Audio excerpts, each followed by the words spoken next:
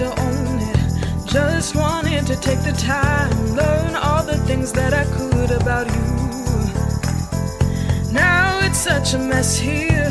Oh, we are just stressed here. Used to be so easy with you. Thanks for coming on the show today. Of course, thank you for having me. So you do some cool stuff, and I think people are always tripping when they find out all the cool stuff that Fresno has to offer, that you can have some cool jobs in Fresno. So tell us what you do on the movie sets. I work in the wardrobe department. It's a lot of just getting all of the costume pieces together and just making sure everybody looks how they're supposed to and things don't move out of place.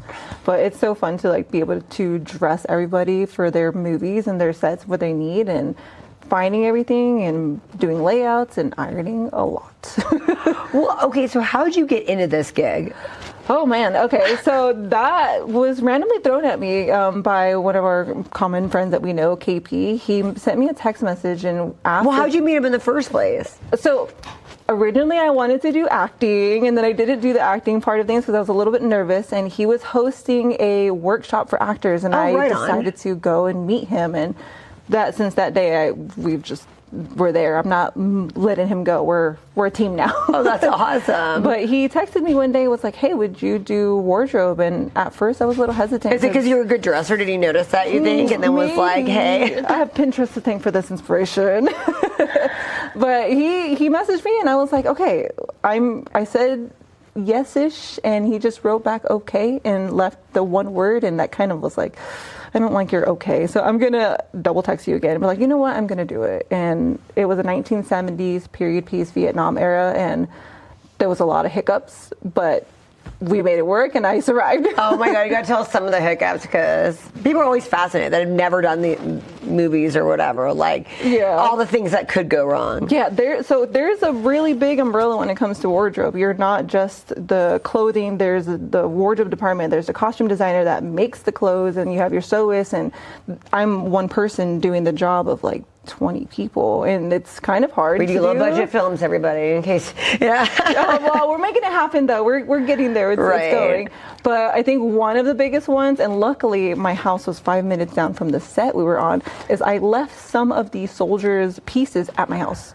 And I left their clothes there, and they're like, okay, let's get them dressed up. And I was like, what do you mean, let's get them dressed up? I was like, I didn't see that in the call sheet. They're like, yeah, it's right here. And I'm like, you're right, it's right there. So, oh, thank goodness, it was not a delay. It was not far, because sometimes the last one was like an hour away. Oh my God. Yeah, so I know. I definitely left that there, and then you come to find out when you're wardrobe, you're also kind of prop master. So like things like rings and earrings, and so I didn't have a ring that I needed, and it was a lot of learning, but now I've gotten a lot better. And continuity, how it has to be like when you do the same scene the next day. And like, yes, this last one we were on, the little zipper, he kept moving it and it would go up, and I'm like, put your zipper down on his little vest, and I would go and I would just like push it down. I was like, that little zipper, it's like up, and then like put it down. But I think he was just fidgeting with it. And not everybody notices that, but just in case you want to be the person that was on it, you just want to make sure you get that before anybody else does. There are a lot of people that notice things like that. Yeah, I'm not one really of them, fun. but there are. I didn't think I could be. I mean, it's something definitely you can learn, because I didn't think I was going to be able to. Well, because it's your job now. You notice. Yeah. Oh, I went into like a whole deep diving on like TikTok and everything, and I was like, wardrobe department, YouTube. Like I just went down a rabbit hole and just learned as much as I could. That is awesome. I'm still learning every day. Well, that's what you're good. What you do. Yay! Thank you. I appreciate that. That is real. And then it is weird that the first time you did it was a period piece. Yeah. Because you have to make sure it's really fun. Okay, so I don't know if you remember the Blair Witch Project. Very vaguely. I don't like scary movies. Oh my gosh. Close my eyes most of the time. So I was like a kid when I saw that, and they were trying to pretend that it was true. It was like a found footage type of movie, but they were always trying to pretend that this really happened. I don't know if you remember, it was like the big scam of like the whatever. And because she was wearing a hair thing that was just like invented that year, I was like, this is not real, because it was supposed to be like happened 3 years earlier than when they portrayed it. Like, this wasn't even around 3 years earlier. So that one little piece, and I caught on to that. So those things, little pieces actually matter, especially anyone that knows fashion style when things were invented. Yes, and for that film specifically, there was a colonel there, and he had 2 scenes where he had his Vietnam medals. And I had to make sure that he had the ribbons correctly before Vietnam and after Vietnam when they returned. Oh, so right when they returned, I went ahead and I put the new medals in so that way it aligned with that timepiece because you can't have the ribbon before it even is over. So. And now you're the historian too. Think of all the things you learned about that time that you didn't even know before. I mean, luckily my husband's in the military and he was able to help me. I was like, okay, with this ribbon and some of them. And still the time scene though, because even though your husband's in the military, this is like the 70s. So you have to be like. Yeah, he was like, yeah, that's not a ribbon we would use nowadays. And some of them you can't actually buy them in stores because they're given to you for your unit. So I was hand painting ribbons to make them look like how they were supposed to for that time period. And I'm like, okay, it's on there. We're good. Don't touch it. Oh my goodness. So it was a lot of learning on that film set, and it's getting better every single time. And the ironing. Yeah, a lot of ironing. So you're a great ironer now. I am. I don't iron my own clothes. I don't get paid for that.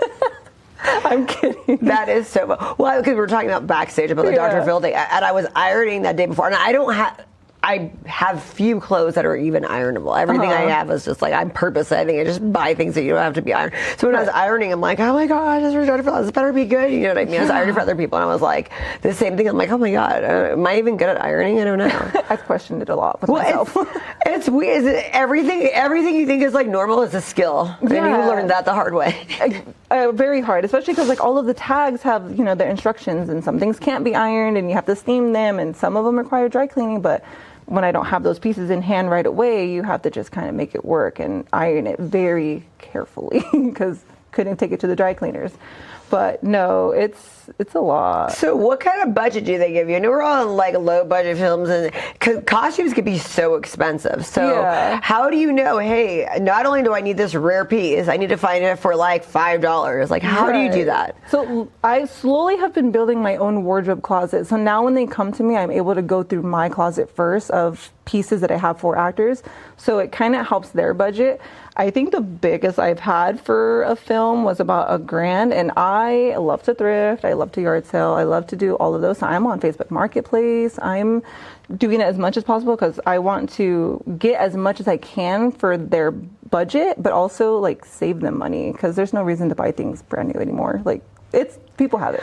Yeah, well, especially for when you're doing all these things. So next, you have a movie that's current next time. So what's that like? What kind of like setting is it? Oh my God, that one we just Western ghetto. Like what kind of? No. And that's the thing. Everything, even now, you have to be like, you know what I mean? It's niche. So I don't. Niche-wise, I'm not 100% sure where it's. I know it's a suspense thriller, and okay, so that might be a little easier. Slightly. Yeah, and we just recently did, not a table read, but we kind of went through it, and I was on the edge of my seat. I was like, no way he did it. That's awesome. Well, that's always fun when you get to be in that. Yeah, so it was good to hear all of the things, and now I know like what I need for these characters and pieces that I'm needing for ethnicity to make sure that they're correct and true to the person. So that one's really fun, but that one's going to be, I'm excited for that one. That is so cool. And then do you ever ask actors what they want to wear? No.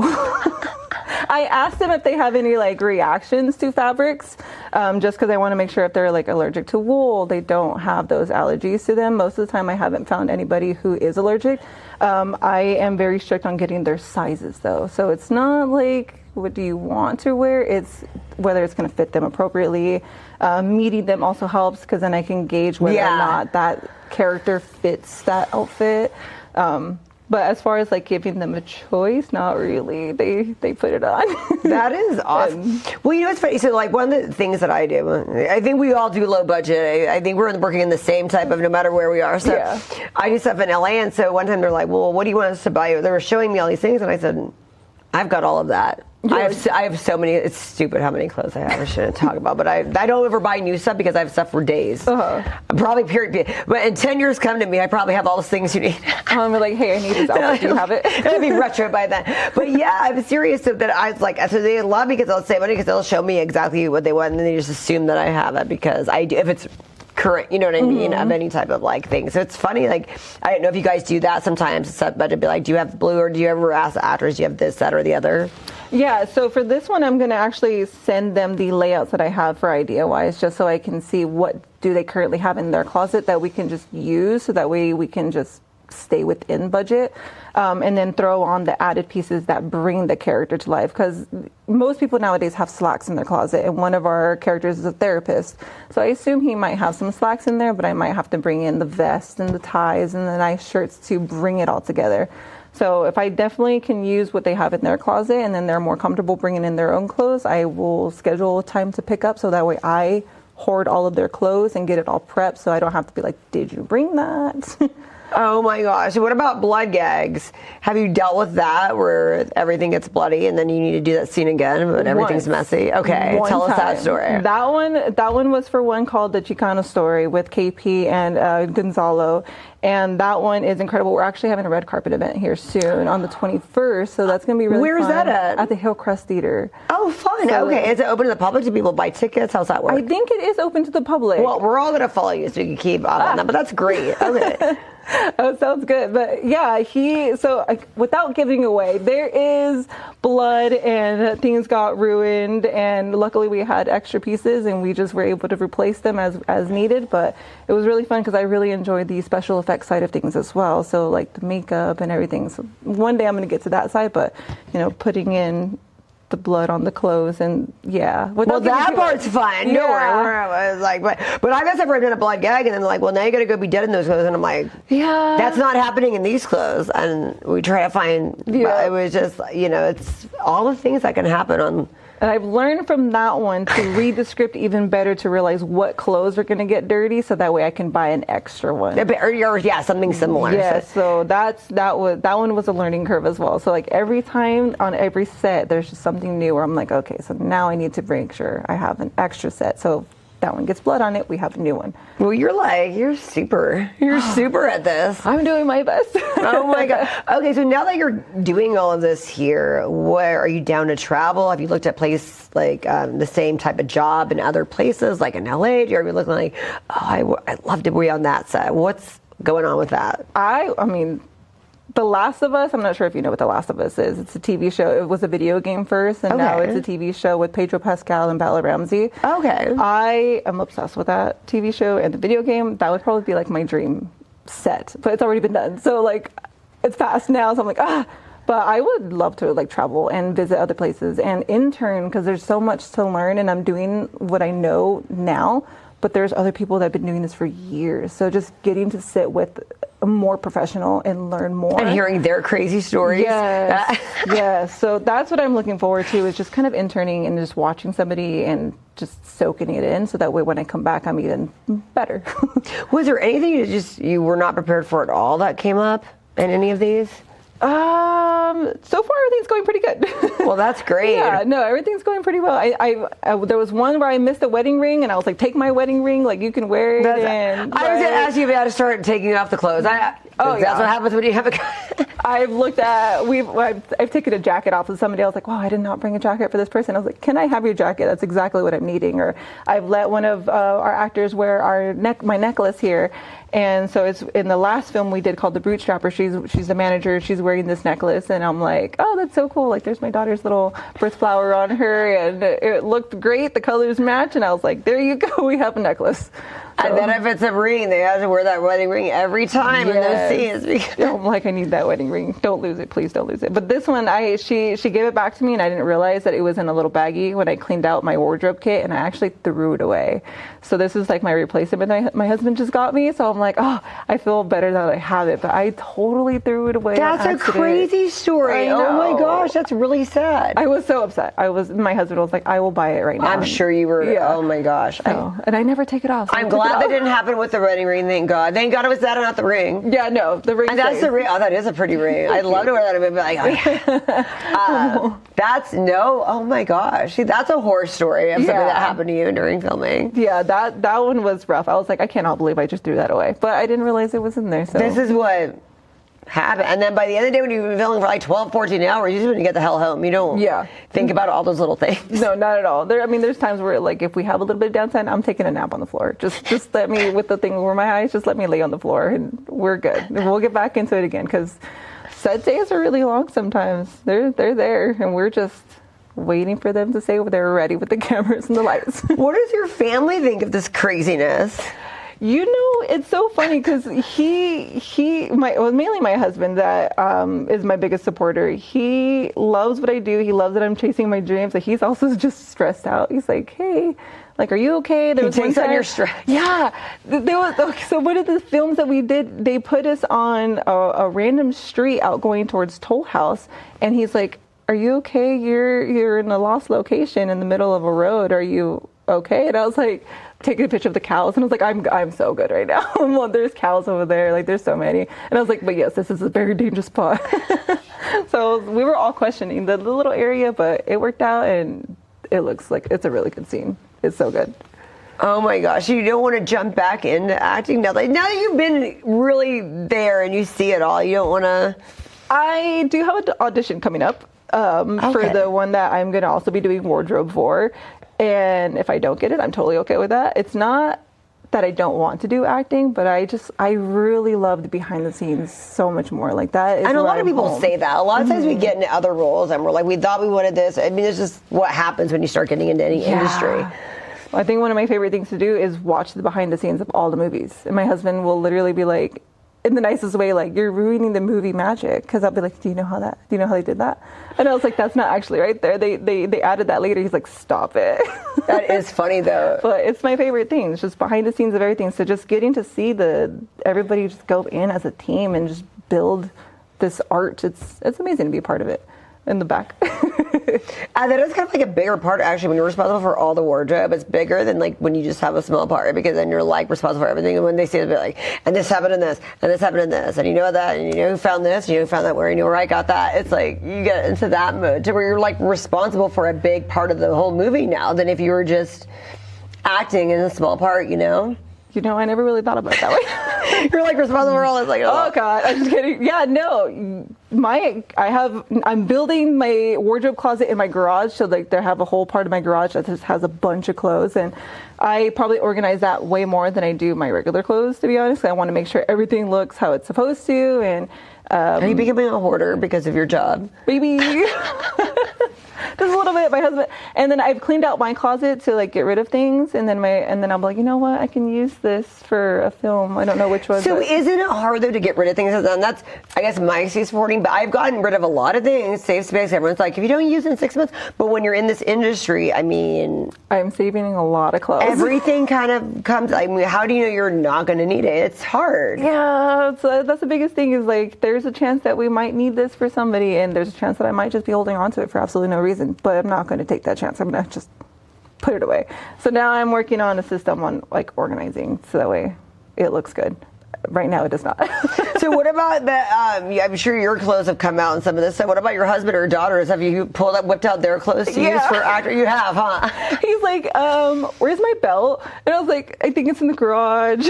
So we'll go and get it. And he's like, whose shoes are these? And I was like, the last actor that used them. So now he's like, look at these size 13 shoes. Those aren't mine. And I'm like, yeah. And then I've used his sweaters and his jackets, and and then sometimes. Hey, it's just by default. You gotta make a use of whatever you can. Yeah, I've been in my sister-in-law's closet, and I was like, I'm gonna use these items. They're perfect. And she's like, okay. But no, I think everybody's a victim now. Their closets are not safe anymore. That is so cool. Okay, so if we want to hire you, where do we follow you so we can see what you're doing? I know you're really good at posting. I love that. I saw some of the cool stuff you were working on. Yeah, thank you. Where can we follow you? Mainly on Instagram, just Marie Gonzales. I'm there with all of my things. There's a lot of Marie Gonzales. Is there an underscore or something? No, I don't think so. I think it's just maybe Marie_Gonzales, but I don't know. I think that's it. It's okay. Just, I'm there with my little teacup in white with red lipstick. I'm following that, so you're on the right one then. But that's great, because if anyone wants to hire you, they can also reach out to you for that. Yeah, and I'm working like on the little logo when making this more of like official, just so I can now have my business cards and leave them with people. Because so what's the name of the business then? I haven't fully thought of it yet. I'm still dabbling because I want it to be able to flow and not scream like costume, but it's also like wardrobe and styling.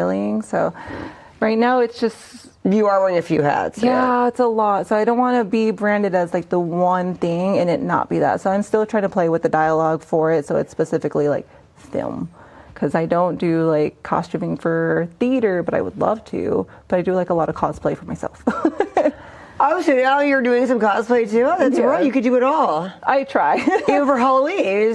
You're a one-stop shop. Yes, that is my absolute favorite. Hobbs Grove, actually, I worked there for the first time last year, and I had my first monster there. So I got hired on as a makeup artist, and then I had created a whole monster inspired by a girl on TikTok named Rochelle. And it was a play on the trypophobia holes. I'm not sure if you know what that is, but it's a really gross like phobia thing that people have a fear of, these cluster of holes. So I made a monster that is inspired by hers, and she had holes on her face and then holes on her And arm. you got to be creative? Yeah. Oh, how fun. That one was really fun. I wasn't expecting to have a monster at Hobbs Grove the first year, but that was a highlight for sure. So I'll be back this year too. I just don't know what monster I'm bringing this time. That is so cool. Well, you are doing cool things, lady. I'm so excited. I can't wait to see these things. Keep us in the loop. Let us know about the red carpet stuff. I mean, just keep posting and we'll follow you. Yes, definitely. I'll probably have you back in a few months to see what else you're doing next. Oh, I will be here. You let me know awesome. when. Of course. So thank you so much for coming on the show today. Thank you for having me. I appreciate you.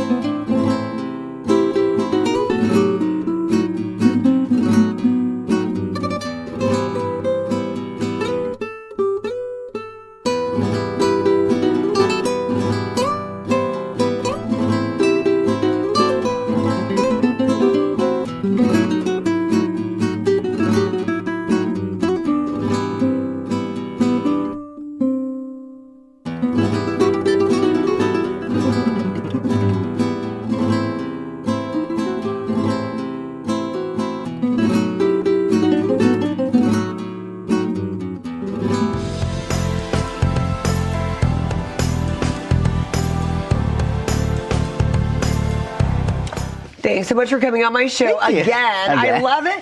I have you, what was it, 3 years ago? It was like 3 years ago when I was a senior in high school. Coolest thing is that you're doing something completely different. Well, you're doing that in high school, but we have different topics. So last time you were promoting that play, which I came and saw, which was great. If I say I'm going to come and see your play, I come and see it. And now you're doing tennis. And you were playing in high school too. Yes. Yeah, I was playing in high school. I've been like playing tennis for about almost 15 years and coaching for 2 years now. But I mean, most people do not get their hobby to be their job. How did this happen? So how it happened was, so I decided, hey, I wanted to get into coaching. So my old tennis coach, he let me just coach for him for the boys and for the girls for their season in 2024 and 2024 and 25 of that.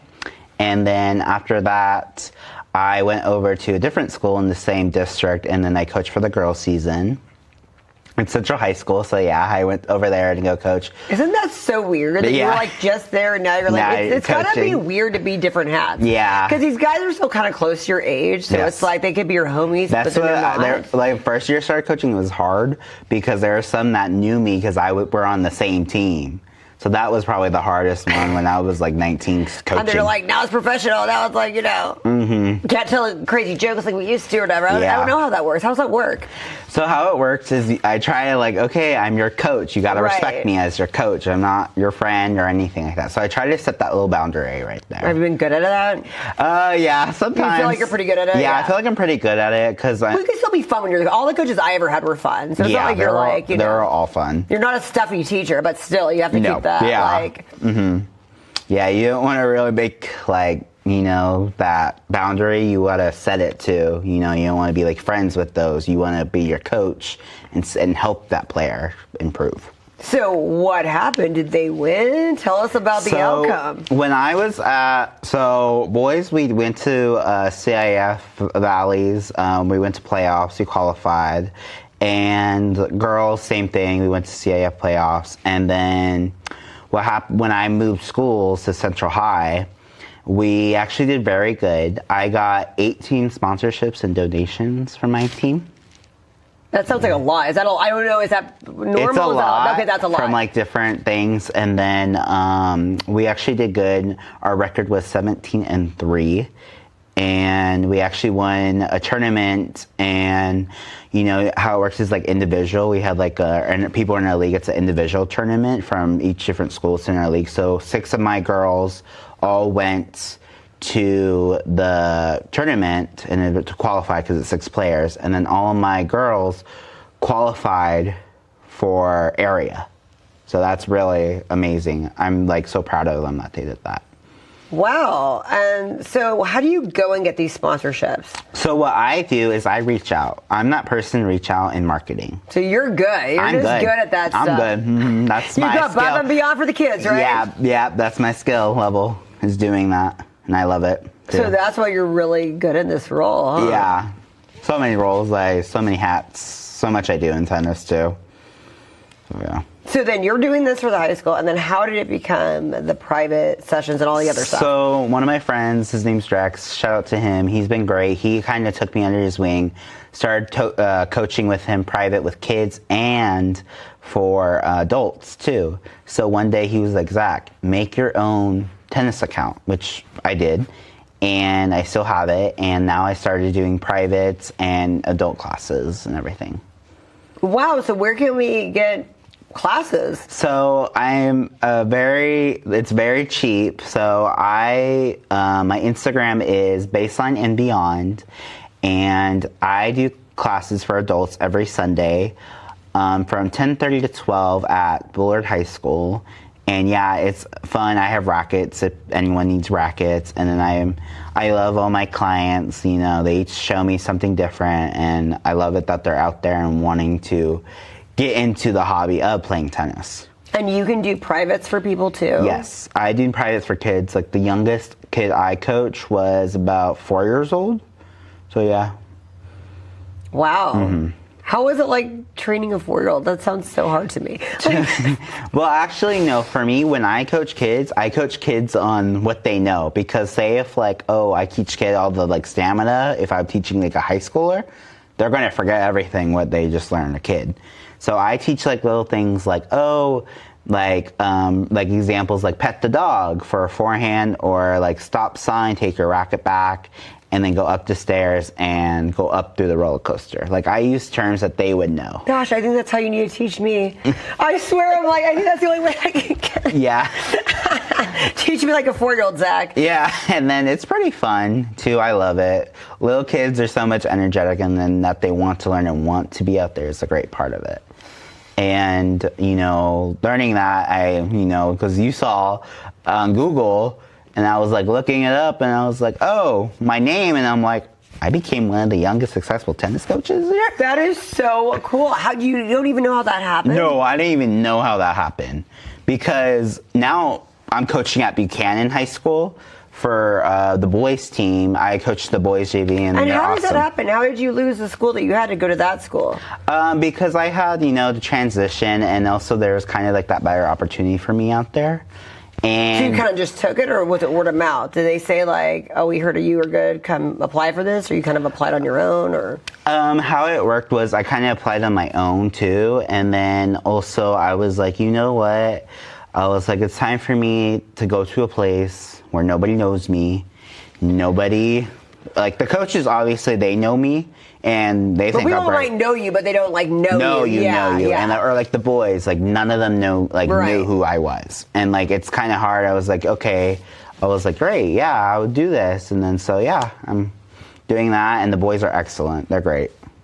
And then, so you always hear these things in movies. I don't know how this really works, how political it is in the sports, but do you ever get the pressure, like, where you guys pressure the teachers to, like, pass them so then they can play in the big tournament or stuff like that? Like, how do you make sure they keep their grades up so they can stay on the team? Oh, well, for me, I'm not in charge of that. So but you don't have anything, because isn't it a thing, though? It's a, yeah, it has to be. I just say talk to your teachers. Talk to your teachers. Say we say like academics comes first. Okay. We say that first. So if they have a big project, just let us know. If you can't come to the game, then that's good.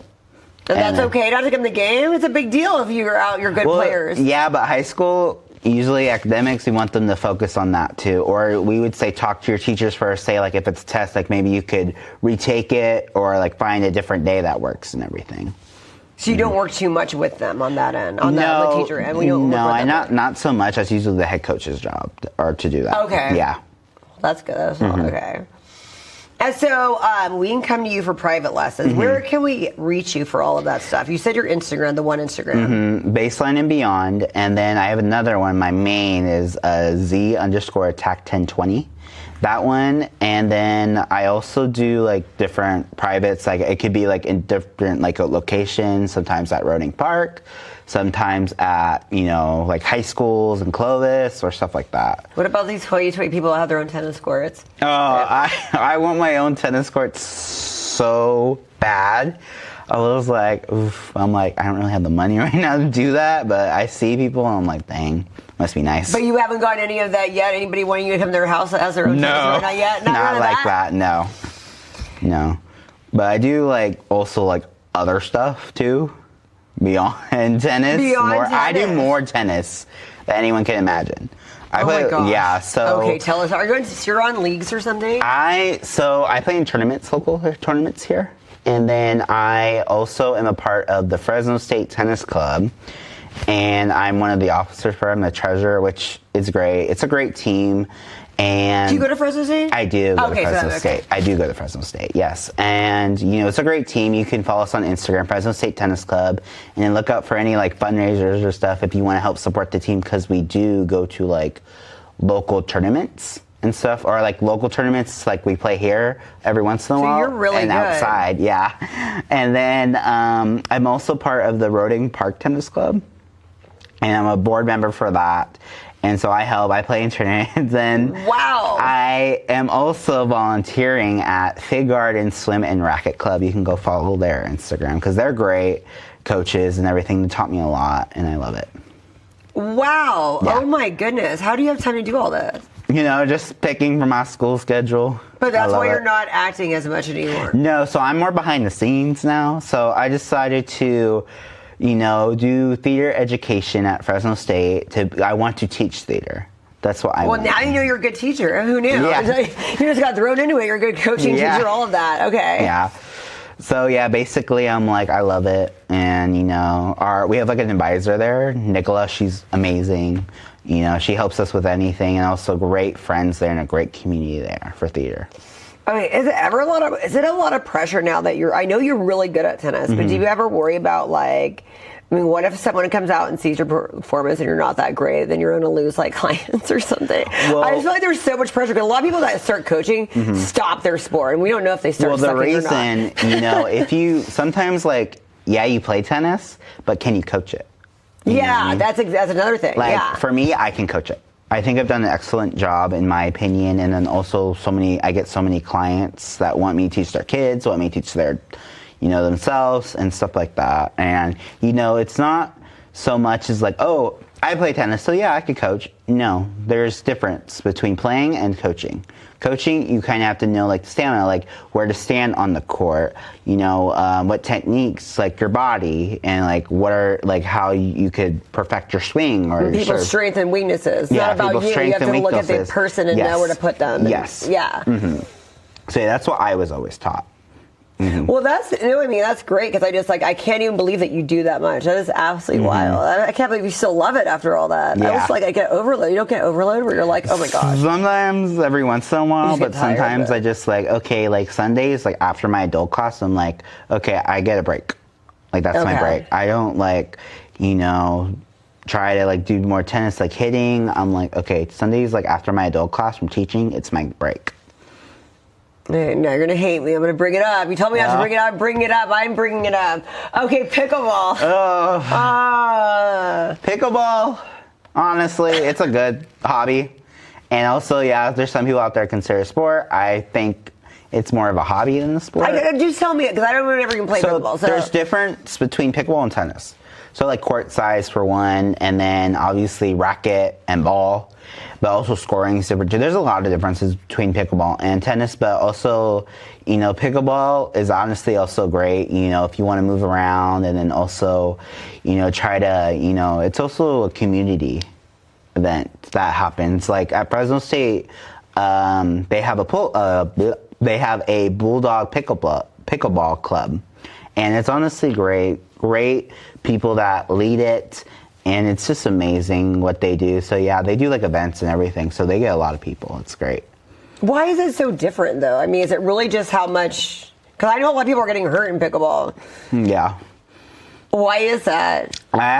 Honestly, I don't know why people are getting hurt so much in pickleball, because I think I picked it up for the first time, and I was like, okay, then I started getting it down for the first day I tried it. Because yeah, it's similar a little bit to tennis, but in tennis you use your arm. Pickleball, you're using your wrist. Okay. So, yeah.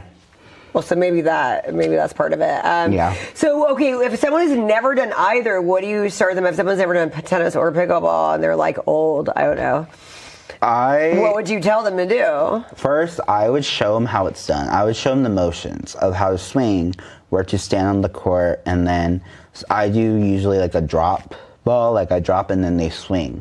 So they can kind of get the form of it a little bit. So you would tell them to start with tennis and not pickleball it just depends what they would want to do. I would first say, hey, do you want to do pickleball or tennis first?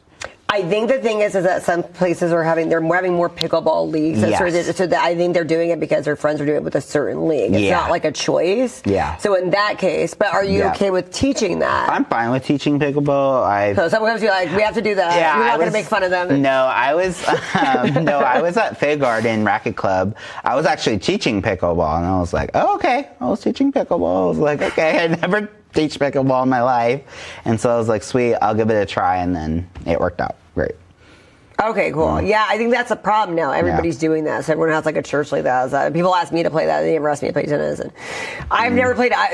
So once people see me play, they're not going to ask me to play anything unless I get training by you. Okay, yeah. Well, yeah, because also you could also go to Roding Park tennis.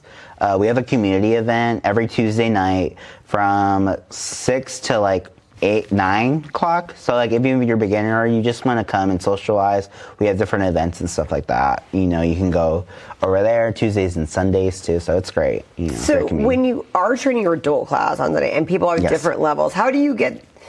So I do it from beginners to intermediate. But how do you do that? Do you ever feel like the beginners are bring down the class and the intermediate people are just I don't know. How do you do all that? I never really say beginners if someone comes out to tennis, so don't call them sweet, nice that they want to learn and pursue tennis.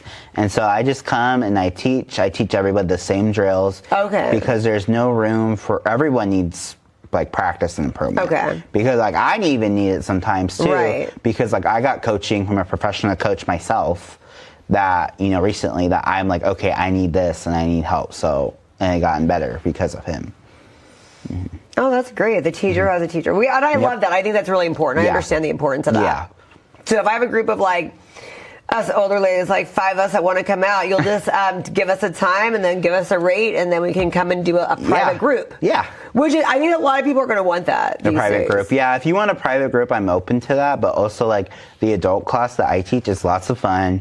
There's got to be a limit. How many people can you have in a class? As many as can come. I think the most I ever had was 7 or 8 people. Well, that's what I'm saying. If it's a small group 5, I was wondering, if you wanted to do. Yeah, but honestly, the more the better, because I love teaching it and it's a great community. We even have a group chat our Sundays. Adult class, we have a group chat, and it's funny because everyone sends memes and stuff of tennis, so it's pretty fun.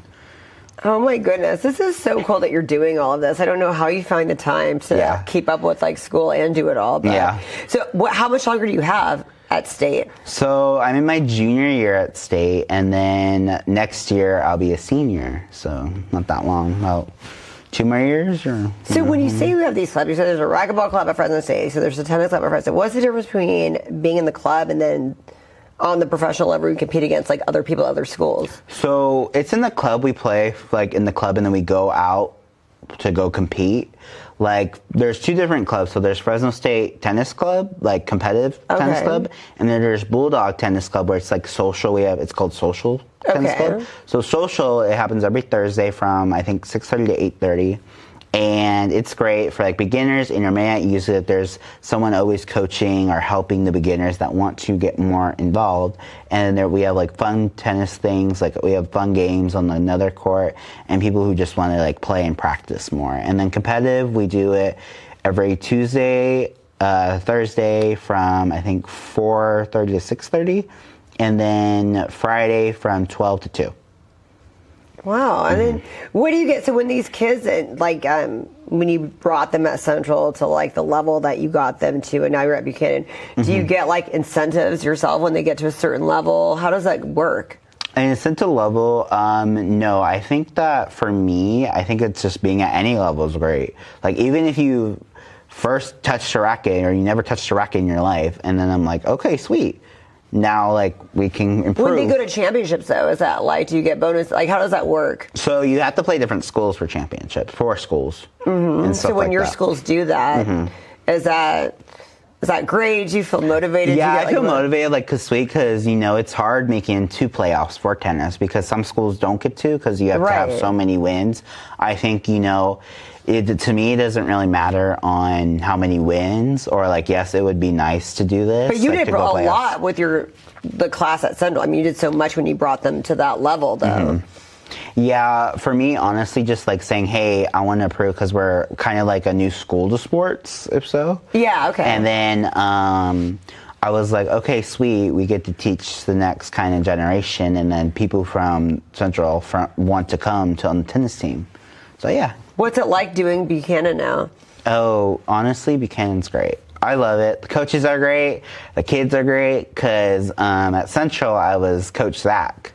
Now at Buchanan, I'm Coach O. And I love it, honestly, because the boys, there was one day that I missed practice because I had my own practice to go to. And they were like, oh, Coach O, you're back. Where'd you go? And then I'm like, oh, okay, y'all missed me. I was like only gone for one day. Yeah, and then the coach, Molly, she's amazing. She's the head coach for everything. She's giving me advice. She helps me, like, you know, improve. She's like my mentor. She's basically like my mentor for Buchanan, and she helps me with a lot of stuff and improvement, games, everything. I love that. Thank you so much for coming on today. Yes. We're going to have you on in the future. And then I want to give actually a shout out to some coaches. Oh, let's do it. Okay, hang on. Let me pull it up. Next time you come to me, we'll do a tennis competition. No, we won't. Oh, imagine. Maybe we'll just do it on the court. We'll meet you on the court and do something. So I like to thank my high school coaches, Caroline Kilpack, Larry Holtz, Juan Montez, and my college coaches, Nate Castro, Fresno City, Denise Dye, and Julia Demeaning from Fresno State. I like to thank the Big Garden coaches, Jack, Daniel, Cynthia, Matthew, and Crystal. And some of my coaches that like I have friends with in high school that we gotten so close together. So I like to thank Mark M, Roxy, Prim, and Molly. And then I like to thank 2 coaches that really showed me the passion in that, and that is Drexler Dye and Bobby Singh. So, yeah. Wow. Well, now you must be a tennis pro with all those amazing coaches. Yeah, they're amazing. Like my high school friends, we talk, we text, everything. They're amazing. I love that. Thank you so much. We're going to have you on in a few months and see what's going on with our competition. Oh, okay.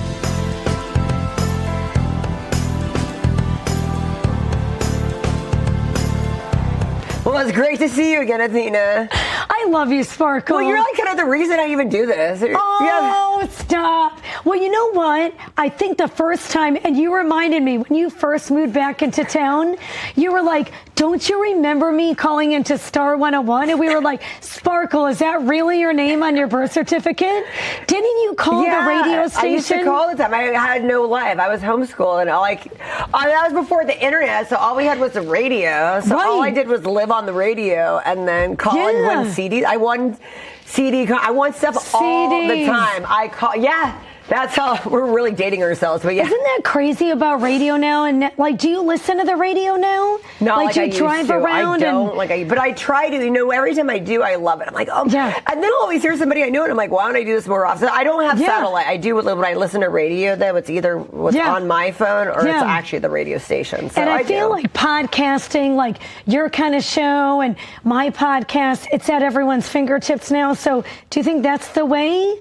Things are like, that's the way the future is moving? Because a lot of people are just like, oh, if I have that long of a drive, I'm just going to listen to a podcast all the time. And I'm like, well, I need some tunes. I can't just listen to straight talking for too long. Totally. And that's the great thing about radio back in your day, because when you were on all the time, because it's like there's radio, then there's talking radio. And that's, I like that transition. I can't. And it was entertaining. We were like interviewing a celebrity, and then we'd go into a song. And just the right amount of time. The time I like, because it's like, 5 minutes, then you hear your favorite song, then I can't. I think we need to go back to that to a degree. Like, it'll be more fun. So if I was on the radio and I was like 28. This is the 90s, and I was like, I graduated in like 2000. 98 is when I first moved here. So if you started like calling in and doing all that stuff, you were like a teenager. Yeah, it was you and Robin Lewis. You guys were like the two. Remember Robin from New Rock? I mean, I don't know what happened to her. That name just popped in my head now because it was just you and her that I'd call in all the time. She was really cool. I don't remember the guys. I just remember the girls. Hammer, that's on New Rock 104. He's still over there down the street. What's the name of the radio company? Oh my God, Jason and I did a show there. One Putt. Oh yeah. Hammer. I think he's still good friends with Robin Lewis.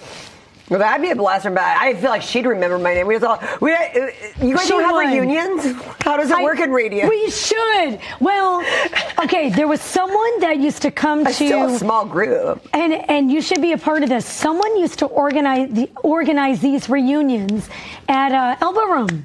And have all these radio people, like way before I'm 55, way before my generation, oh my God. your generation. Bring it back. I'm looking at it. We gotta bring this back. I don't know how old. I adore your mom. I don't know how old she is, but maybe like in between our generations. You know? No, I mean, bring it back. Bring it back, because that was like the time. But I still listen. When I listen to stuff now, it's still like awesome. Well, we had Ray Appleton on not long ago, and it was cool to hear his. How is he doing? He's like, is he still on the radio? He's still on the radio. He does it every day. Whether or not he goes in the studio, he'll do it at remotely as well. But he goes in the studio a lot. He likes that. I mean, he lives for that. Because he admitted on the air that his health, maybe it was a more social media thing. No, he his has. health and is he admitted that here. He got a little better because he found out like what was wrong with him.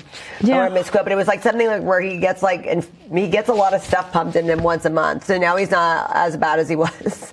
He talks about Dr. Sabri a lot, the allergist and things like that. So he's probably like doing a bunch of stuff. Yeah, so he is like, I think it's up and down and better. And then you talked a lot about your stuff too on the radio. And shit. When I was pregnant, like when I first found out I was pregnant, having miscarriages before I got pregnant, like everything, like I bet people appreciate that though, because it's like really good to talk to other people about what's going on. Yeah. And now you got some stuff very done. real.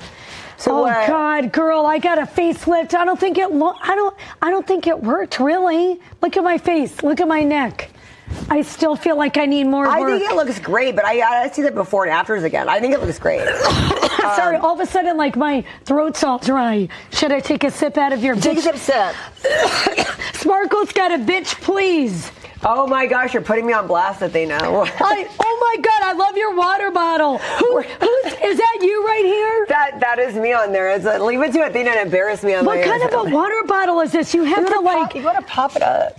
Girl, it's like. I promise there's just water. There's no whiskey in there. Is there any whiskey? Because I would like a shot of whiskey. No, all of a sudden, I don't know if you felt the same way. The air is so dry.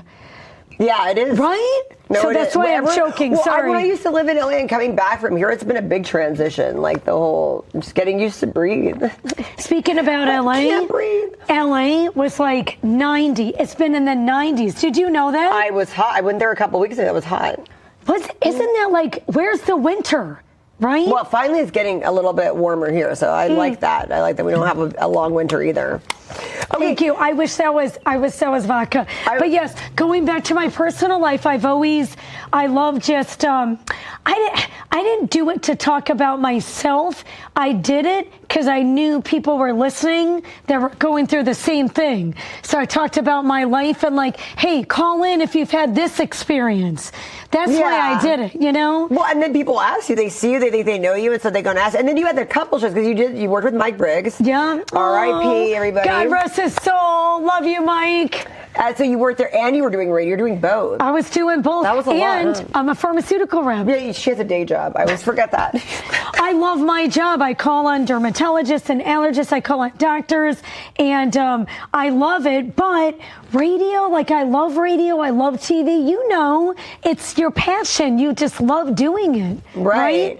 Even though it's not the greatest money at all. Sometimes, I mean, the podcast that I do here, I'm not getting paid at all. People don't know it's a very it's a passionate project. It's always passionate if you're passionate. Even on the radio, I probably made, this was a long time ago, I made like 30 grand. How can we live on 30 grand these days, my gosh, right? That's very true. So, but back in the day, I barely skated by. I wasn't married. I didn't have any kids. I just loved being on the radio. And you were good at it, so. Thanks, girl. Well, you were good at it too, obviously. You called in and then you made your whole career. Yeah, well, I did the print. So first I used to write for the Beat. That's what I was calling it. So Okay. So I did the whole print thing. And then I didn't get into but then it was acting. So then this is doing this is like a mix between two journalism, acting. It's all the same stuff. And so Are you still acting? I am. I just actually 2 weeks ago I was in LA. It was for a movie that I was in. Cool. But you know my low budgets. We have a passive low budget. So how did your son get into that? By the way, your son's acting. Oh my God! So he's really into sports. Okay, he loves sports. But when he was 4, he always. Do you remember Carolyn DeVore? Yes, that's how I got my start. See? Okay. Oh, I bet she loved you when you were a kid or teenager. Yeah. She probably loved you. She did. So she would help local people. For those who didn't know Carolyn DeVore, she was our local agent originally from Hollywood. We really have not replaced her. No. You know what, Sparkle? This is maybe you or your mom. Someone needs to be an agent here to represent the talent. And that's how my son got started. He would go to auditions and there would be one of those weird rip-off auditions hey, you want to be on Disney? Pay 10 grand and you can get, And we were like, screw this. You do not need to pay 10 grand to get an audition. You don't need to pay a monthly fee. I almost fell for it, but Carolyn DeVore called me one day. She said they're looking for kids in the audience, this fun music show in LA. And he got up on stage. He was in the front. So he's in school plays. And he was in that movie with you. It was directed by Jeff Smith. He's so cute. Thank you, God. girl. You were amazing in that movie. You were really good. How come you're not acting? I would love to act, but you do more hosting than acting. Yeah, I like hosting. I love to act, but where do you start? Where do you get your gigs? We need a Carolyn DeVore here. We'll get that going. Yes. Well, after I host our Elbow Room DJ reunion, I'll work on that. Right? No, but you're a very good actor, but it's first of all, I do it for fun. It's hard to get into acting. But let me tell you something. I was just telling Angelica. Do you know Angelica? She is amazing. She does a lot of producing and filmmaking here at CMAC. And she loves to make films. She's amazing. So I told her a lot of my friends in Hollywood are having a really hard time. It's hard to find work in LA right now. Did you know that? I didn't. I hear it always goes up and down. It's hard. It's AI. There's not a lot of movies. That's right. AI is replacing actors. They have that too. But think about it. Do you go see movies at the movie theater? Don't. But the one thing that helped, which would help when I was younger, is that now you can do it virtually. You can submit auditions. And back then, that's why I got out of it for a long time until I moved back here. Who would have known? I was in LA, but I was making all this money. So I'm like, well, am I going to drive around the 405 at rush hour to go to this? Or am I going to do this? At least this, I know I'm making money. I have people I was employing a lot of people. So I'm I got to focus on this and not on that. But if we had I feel like if we had that back then, I would have been good. So now you're saying, totally. But now we have a whole new mess of problems. So like you're saying, we have AI is replacing us. So that's never a win-win. I was trying to figure it out. I'm like, but think about all these channels, Hulu and Netflix. We're not going to the movies. We're not going to the movies, right? Only my own. Go to So what's this movie that you're in? I can't wait to see that you. one's called Fear Anonymous, and I'm sad because Pancake Man still isn't streaming. But the closest we had was Pancake Man. We had that ever said. That's probably like the biggest one I've done. I mean, I would say, but like we had a screening everywhere in LA you can imagine, and then we played at the Chinese Theater, which is awesome. And then we did have a screening in Merced, but never. I'd never be responsible for a Fresno screening here because I already have my hands full with all these other things. I know you're so busy with your other stuff, but what was the movie that you were in? My son was in Amongst the Willows. Among the Willows.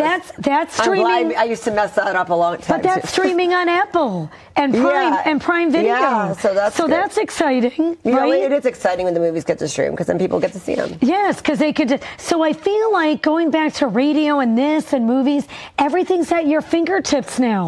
So maybe that's why people aren't finding work. It's kind of sad. Well, the AI people replacing us as actors, I mean, that's very scary. So what is that, Sparkle? Like, is it like, okay, so Sparkle... Because it's cheaper to do that than pay for an actor? But are they like, okay, Sparkle's going to be our main actress, and then we're going to, like, put in AI? Like, we're going to, well, I heard like, they're have just someone replacing AI? it all together. They're just replacing actors with AI because then you don't have to pay them anything. And people have told me to do that with training. They said, well, why don't you can just replicate yourself. And I said, because I have conversations with people, but but you can make other. I'm not going to have fake. I was like, it blows my mind so much. I can't even. Like if I wasn't here, you would have a fake conversation. Yeah, so you would think it would be me. I'm like, I can't even conceive it in my head. Like, it's crazy. Oh, going back, you asked me about like I've had some work done. I got a tummy tuck and what's it called? You lipo. look great. Thank you, girl. I can't remember the before. I gotta like have a before in front of me to see. I had a couple kids, and then my stomach was always kind of like I had that pouch, you know. Then I was going through menopause, so you had like even women that don't have any kids, they have like that menopausal, right? That tire. But I think these GLP-1s are really helping us. I don't take them every week. I did, and I lost all my weight. Then I had the tummy tuck and lipo. Then I just take GLP-1s once a month to maintain. But then with the weight loss and the tummy tuck and the GLP-1s, my face, like here, Sparkle, and my neck, I got a facelift. I still can't. I don't know. At least I don't look like a freak, but I still feel like there's a lot of sagging skin. You feel like there's more to be done? Yes. Facelifts are very hard. And I got my tummy tuck and lipo here. Dr. Hetty was awesome, but there's got it. So what did they say about this when you asked the doctor? What's their advice about it? Are you supposed to like do touch-ups or do something every 10 years? What was their advice to you about it? No, she said stop losing weight. She's like, there's no way I can pull you back anymore. But I think there's a lot of good men and women facial plastic surgeons in LA and other parts of the country that only do facelifts all day. But she didn't feel comfortable pulling you back anymore. Yeah, but that's okay. Good. And that's good, though. You rather than tell you that. Facial rejuvenation. Okay. So she did a great job. I love Dr. Hetty. Amazing. Mommy makeover. She's amazing. Are you happier with your body than your face? Yeah, I'm very happy with my body. My face, I think I need to wait for another 5 years. Wait till I'm in my 60s, see what else is out there, and then go to LA or someone. Well, that's the thing. Everything keeps changing, so something might be better by that time. Don't you think there's got to be something, Sparkle? There's got to be something. I want to know what's Kris Jenner doing? Because she knows how she did something where she looks like a teenager now, and I'm like, well, what? Lindsay Lohan looks really good, too. I'm sure that's very out of our budget, but I still like to know what it is. Me, too. Can you imagine, what I'm working with. Sparkle, how much was that face? How much did Kris Jenner pay for that? She must have paid at least $1 million, right? So mine was just a few grand. It was a few grand. It wasn't like 20 grand or anything, but somewhere in between. Locally, so it's different, yeah. Right? So that's why I want to go. Another thing, this is going to be my last resort, Sparkle. Have you ever heard of Sculptra? Yes. So my friend in Bakersfield, she's going to try it on me. I guess back in the day when AIDS patients lost all that weight and they looked really skinny and gaunt like skeletons, that's how Sculptra started. So it's a filler, but it builds up collagen within time. Oh, that sounds great. That's going to be my last resort, Sparkle. We'll be guinea pigs. Whoever wants to do this experimental, it's going to be like that movie, The Substance. Oh my God, with Demi Moore? I heard that movie's scary. You haven't watched it yet? No, I heard it's amazing. Oh, maybe you shouldn't. Don't watch it before you go in for anything. Like, I heard it's scary. Is it? You gotta watch that movie. I don't want to hear this. I don't watch scary movies. You gotta watch it. Oh my God. But it's Demi Moore. Is there a lot of blood? I mean, you can handle it. Okay. You're acting queasy already. What happened? Does she get a facelift and it doesn't work? You just have to watch it. Okay. Everybody at home just has to watch it. It's like the best movie ever. She won an Oscar, didn't she? No, she should have. She got robbed. She got a Golden Globe. I think so. She got something. Because I remember her getting up there and speaking. So where can I watch you now? Okay, so I got a podcast here in our building. Yay, but where can I watch it? I was going to ask you. Athena, Greek Goddess. I film it here, and then it's wherever you get your podcast. A lot of the time I just broadcast it. You're not YouTubing it at all. It's all podcast. It is on YouTube under Greek Goddess. And then Spotify. I was doing Apple Podcasts, but you have to pay. Again, I don't get paid or anything. You have to pay like $20 a month for Apple Podcasts. So I don't have your podcast on. Yeah, I don't know if I'm still on that, but Spotify for sure. But if you have any suggestions, if any podcasters. So who are you interviewing? Like, what are you doing there? Just like you. Like, I would want you on my podcast because you're very interesting. Well, who have you interviewed since you've been here? Like, okay, so, and you probably interviewed some of the same people. We like to double dip all the time. We double dip. Debbie Goodman. Oh, because I love her doing readings. She's the astrologer to the stars. Funny. I was just reading her. She was like, she met someone at like Costco. She's like, oh my God, this Shamar Moore or some shit. She like, someone named Shamar. She goes, were you named after Shamar Moore? They said, yeah, my dad went to college with him. And she was all, it was like. She knows. You gotta just follow her on Facebook. She's a good time. She's amazing. Astrologer to the stars. We did some Oscar predictions. And then I interviewed, I'm going to be airing it. On the Oscar predictions? I don't know. We're going to see because the Oscars are airing in March. Oh, that's right. They're doing it all weird this year. Okay. Oscar, going back to movies and Oscars, and I told Debbie this, they're very obscure. Like the movies, who is going to see these movies anymore? You see what I'm saying? I know. Like, because back then, we all watched $1 Million Baby, and it won, and it was like we all knew it. And it was in the movies. Yeah. Like I don't even know who's watching these movies. So I interviewed Stephen Quick. I know you interviewed him too. Yeah, we were in growth group together. We went to church together. Like, I knew him before I interviewed him. I really like him. My son and like his friends knew his son. Oh, cool. And that whole thing that happened at Willow and East to his son is that's got to be hard horrendous. having kids, like boys in school, and like, you know what I mean? For you to be like, that's got to be really like. When I talked to him, it was very hard not to get emotional with him. It's hard. I mean. But I'm airing the anniversary of his death. Because that's it happened coming up in April, but you rodeo. And I told Stephen Quick this. When you first heard about it, didn't you think like something happened to the rodeo and maybe a fight broke out and that's why he was shot at? The whole story is nuts. That's going to be a movie. That whole love triangle is wild. Well, I hope everything goes. I don't even know the whole story. Steven doesn't even know. I hope everything goes well for him. I know he is trying to fight for justice. Prop 57. I really hope that goes well for him. They're going to be marching to the Capitol in September 5th. In April. And that's when I'm going to air the episode. Great. Okay.